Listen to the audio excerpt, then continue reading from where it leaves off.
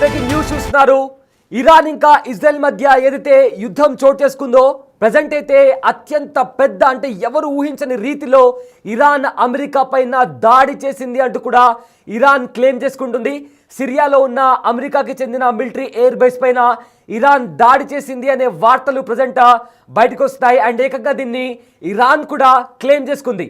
Yes, అయితే ఇప్పటి వరకు కూడా కేవలం ఇరాన్ కేవలం ఇజ్రాయెల్ పైన మాత్రమే దాడి చేస్తూ వస్తుంది. కానీ నిన్న అమెరికా ఇరాన్కి సంబంధించిన అణుస్థావరాలపైన దాడి చేసిన తర్వాత ఇరాన్ ఖచ్చితంగా మేము అమెరికా పైన ప్రతీకార దాడి తీరుతామంటూ కూడా చెప్తూ వస్తుంది. అండ్ ఇవాళ సిరియాలో ఉన్న అమెరికాకి చెందిన మిలిటరీ ఎయిర్ బేస్ పైన ఇరాన్ దాడి చేసింది. సో దీంతో అమెరికాతో మేము యుద్ధానికి సిద్ధంగా ఉన్నామంటూ కూడా సంకేతాన్ని పంపించింది ఇరాన్.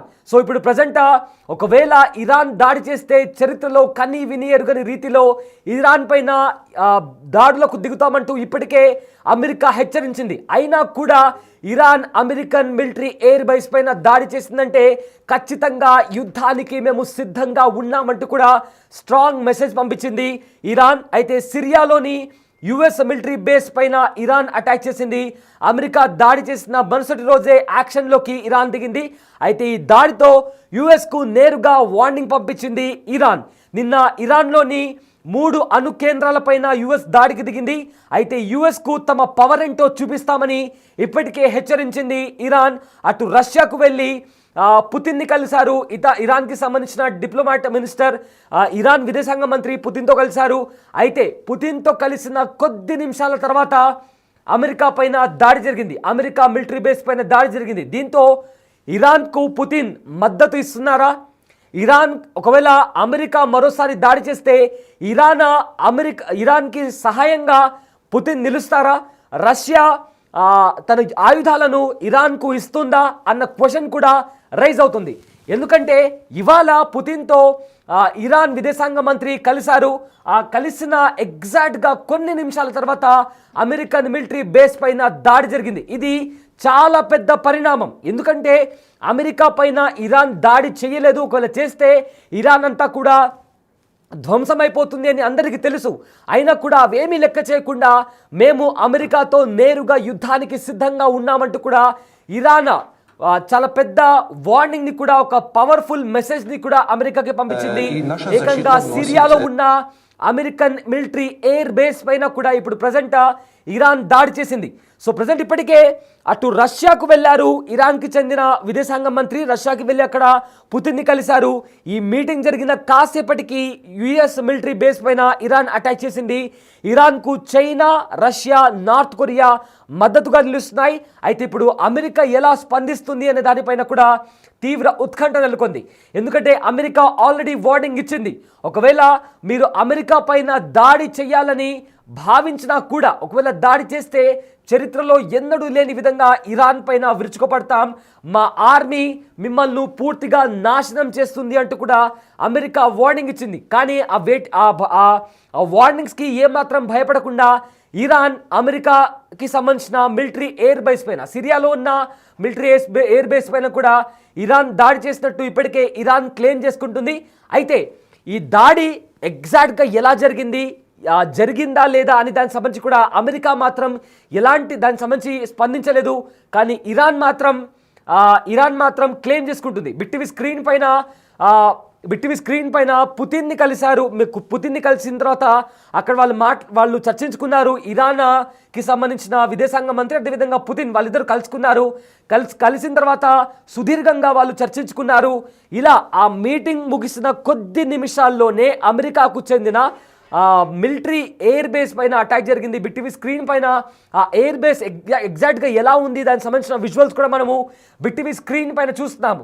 సో ఇది అసలు దీని తర్వాత, ఎందుకంటే ఇప్పటికే కేవలం ఇజ్రాయెల్ పైన దాడికి దిగింది అనే ఒక్క కారణంతోనే అమెరికా ఇరాన్లోని అణుస్థావరాల పైన దాడి చేసింది. అలాంటిది ఇప్పుడు ఏకంగా అమెరికాకి చెందిన air base big TV screen పైన ఆ బాక్స్లో మనం చూస్తున్నాము. అది అమెరికాకి చెందిన మిలిటరీ ఎయిర్ బేస్. ఆ మిలిటరీ ఎయిర్ బేస్ పైన ఏకంగా ఇరాన్ దాడికి దిగింది. చూడండి, అక్కడ పొగలు కూడా వస్తున్నాయి. ఏ రకంగా దాడికి దిగిందో కూడా చాలా స్పష్టంగా అర్థమవుతుంది. అయితే ప్రజెంట్ ఇరాన్ అయితే క్లెయిమ్ చేసుకుంది మేము దాడి చేశామంటూ కూడా. కానీ దీనికి సంబంధించి కూడా ఇంకా ఇన్ఫర్మేషన్ రావాల్సి ఉంది. అమెరికా అయితే దీనికి సంబంధించి కూడా ఇంకా స్పందించలేదు. ఒకవేళ ఈ దాడి అనేది నిజంగా జరిగినట్లయితే అమెరికా ఎలా స్పందిస్తుందో అనేది కూడా ఇప్పుడు తీవ్ర ఉత్కంఠ రేపుతోంది. ఎందుకంటే అమెరికా అగ్రరాజ్యం, అమెరికా పైన దాడి చేయాలంటే ఏ దేశమైనా కూడా చాలా అంటే చాలా ఆలోచిస్తుంది. ఎందుకంటే సూపర్ పవర్లో నెంబర్ 1, మిలిటరీలో కూడా నెంబర్ 1 ఉంది అమెరికా. అలాంటి అమెరికాని ఢీకొట్టడం అంటే నిజంగా సాహసోపేతమైన నిర్ణయం అని కూడా చెప్పుకోవాలి. కానీ అవేమి కూడా ఆలోచించకుండా ఇప్పుడు ప్రజెంట్ అమెరికా పైన ఏకంగా అమెరికా ఆర్మీ బేస్ పైన ఇరాన్ దాడి చేసిందంటే చాలా గట్టి సపోర్ట్తోనే ఇరాన్ నిలిచిందని చెప్పుకోవాలి. ఎందుకంటే రష్యా అధ్యక్షుడు పుటిన్ని కలిసిన తర్వాత కొద్దిసేపటి తర్వాత ఇరాన్ అమెరికాకి సంబంధించిన ఆర్మీ బేస్ పైన దాడి చేసిందంటే ఖచ్చితంగా ఇరాన్కు చైనా, నార్త్ కొరియా, అదేవిధంగా రష్యా తోడుగా ఉంటున్నాయి, సహాయాన్ని అందిస్తున్నాయి. అందుకే ఇరాన్ దాడి చేసింది అని కూడా చాలామంది నిపుణులు కూడా చెప్తున్నారు. సో ఈ ఏదైతే యుద్ధం ఉందో చాలాసేపటి వరకు కూడా మనం చెప్తూ వస్తున్నాము. సో దీని తర్వాత అమెరికా ఎలాంటి స్టెప్ తీసుకోబోతుందా అనేది ఇప్పుడు తీవ్ర ఉత్కంఠ నెలకొంది.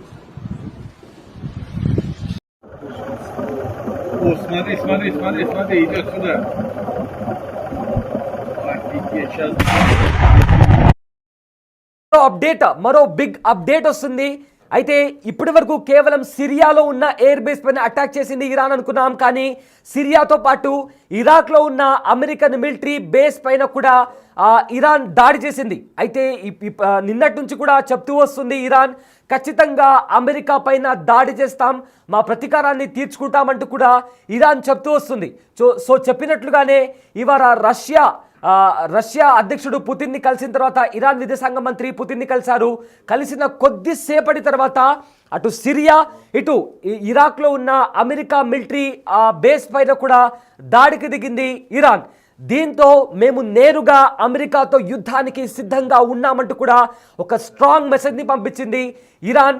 అయితే ఫర్దర్గా ఏం జరగబోతుంది? ఎందుకంటే ఇరాన్ దాడి చేసింది ఇజ్రాయెల్ పైన కాదు, అమెరికా పైన.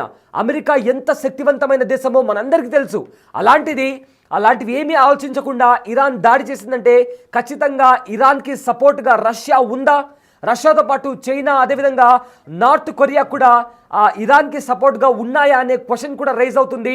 సో ఇవాటి నుంచి కూడా అంటే ఇన్ని రోజులు జరిగినవన్నీ ఒక ఎత్తైతే ఇవాటి నుంచి జరగబోయే ప్రతి పరిణామం కూడా మరోలా ఉంటుంది. ఎందుకంటే ఏకంగా అమెరికాతో ఢీకొట్టబోతుంది ఇరాన్. సిరియా, అదేవిధంగా ఇరాక్లో ఉన్న అమెరికన్ మిలిటరీ ఎయిర్ బేస్ పైన దాడి చేసింది. సో దీంతో రాబోయే రోజులు ఎలా గడవబోతున్నాయి, ఇరాన్ ఎలా ఫేస్ చేయబోతుంది అనేది కూడా ఇప్పుడు ఒక చాలా పెద్ద క్వశ్చన్ మార్క్. అయితే దీనికి సంబంధించిన పూర్తి డీటెయిల్స్ అందించడానికి మా కలీగ్ రామ్ జాయిన్ అవుతున్నారు.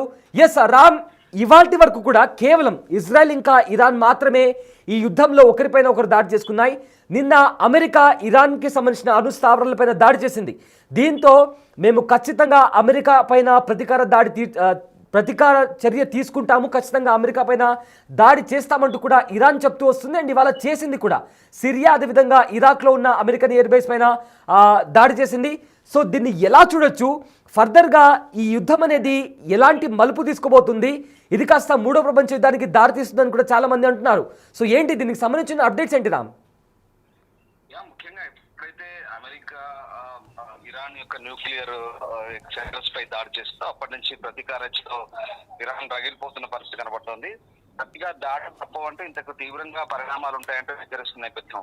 ఈ నేపథ్యంలో ఒక్కసారిగా ఇరాన్ విదేశాంగ మంత్రి అటు వెళ్లి పుతిన్ కలవడం, ఆ వెనువెంటనే ఈ దాడులు జరగడం, ముఖ్యంగా ఇరాక్, సిరియాలో ఉన్నటువంటి యుఎస్ ఎయిర్ బేస్ లపై దాడులు జరగడం అనేది ఇప్పుడు వాస్తవంగా ఇది ఉత్కంఠ రేపుతోంది. అంటే ఏం జరగబోతుంది అన్నట్టుగా సిచ్యువేషన్ అయితే ప్రస్తుతం మారబోతోంది. సో అంటే ప్రధానంగా ఒకవేళ తమ ఎయిర్ బేస్ లపై దాడి చేస్తే ఏకంగా తమ సార్వభౌమత్వంపై దాడి చేసినట్టుగానే భావిస్తామని అమెరికా ఇదివరకే ప్రకటించిన మాదిరిగానే ఇప్పుడు ఇరాన్ కూడా అంతే ప్రతీకార దాడులు దిగుతుంది. ఇప్పటికే ఇరాన్ హెచ్చరికలను కూడా బేఖాతరు చేస్తూ అమెరికా రంగంలో దిగింది. ముఖ్యంగా B-2 బాంబర్స్ తో విరుచుకుపడ్డ 3 న్యూక్లియర్ సెంటర్లను దాడి చేసిన తర్వాత ఇంకా అదే స్థాయిలో ఖచ్చితంగా దాడులు ఉంటాయంటూ ఇరాన్ హెచ్చరించిన నేపథ్యంలో అటు అమెరికా వ్యాప్తంగా కూడా అలర్ట్ అయింది.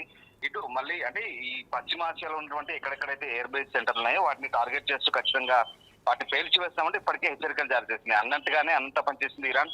దానికి తగ్గట్టుగానే సిరియాలోని యుఎస్ మిలిటరీ బేస్ పై అటాక్ చేసినట్టుగా తెలుస్తోంది.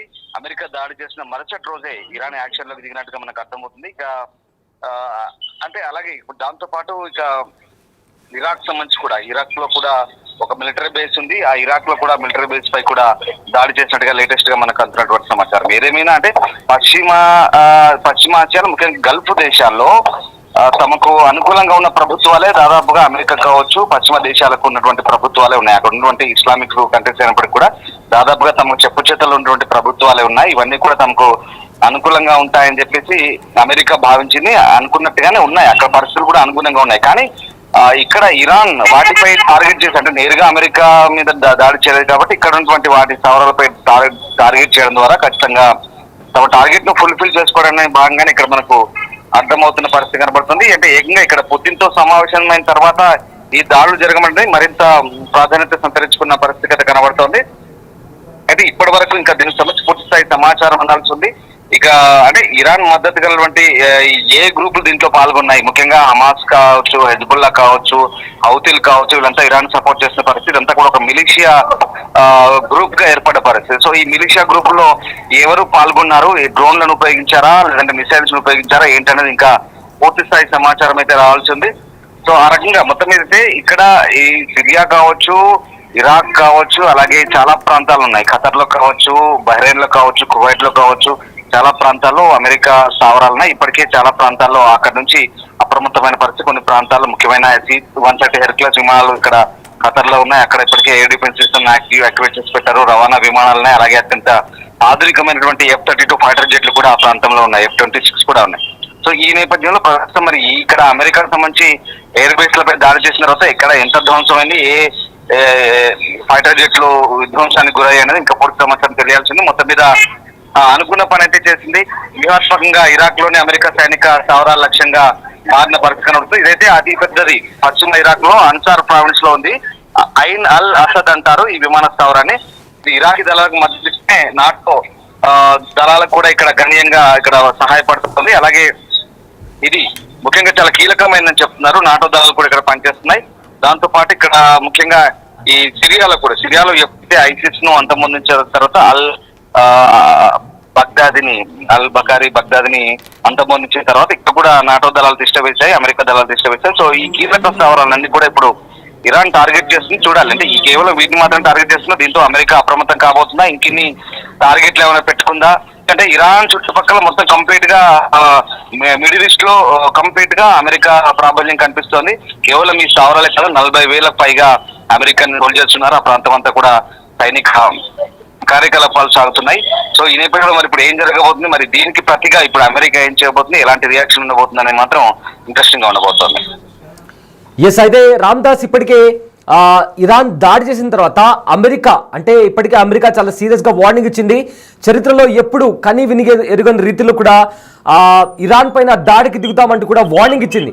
అయినా కూడా వాటికి భయపడకుండా దాడి చేసిందంటే దీన్ని ఎలా చూడొచ్చు అంటే ఇరాన్కి రష్యా కావచ్చు, నార్త్ కొరియా, చైనా వీళ్ళు ఏమైనా సహాయం చేస్తున్నారు, దానికి సంబంధించిన అప్డేట్స్ ఏంటి రామ్?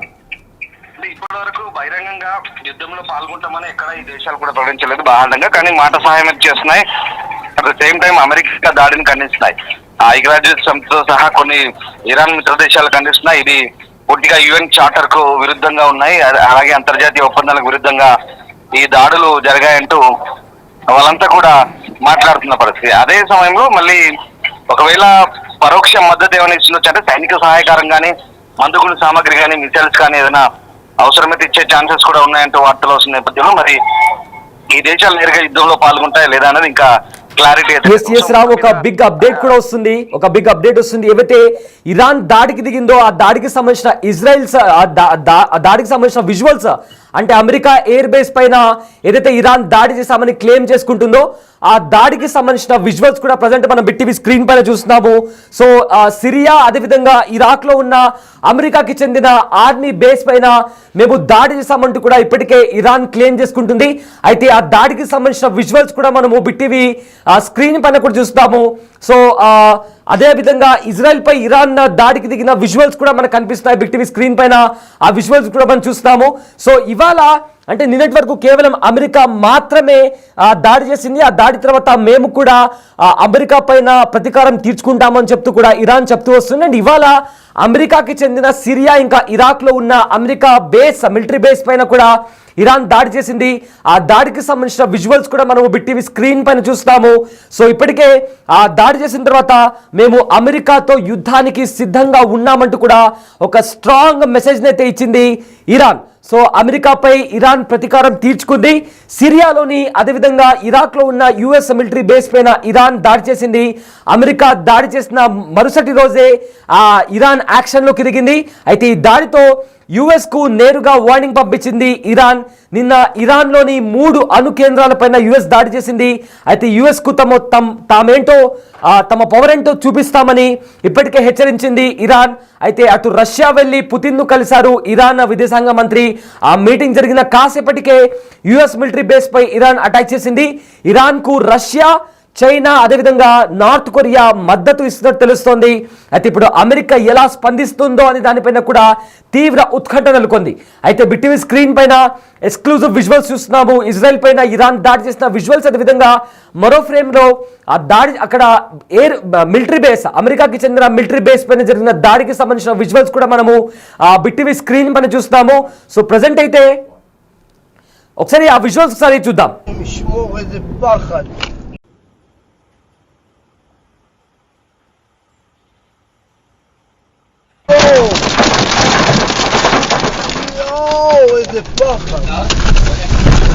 מה, עינב? השם ישמור, איזה פחד. אין לו מוח. בית חנן, בית טוב, את לא נראה לי אצלך.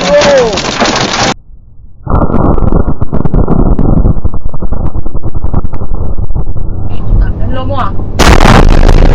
בית חנן, בית טוב, את לא נראה לי אצלך.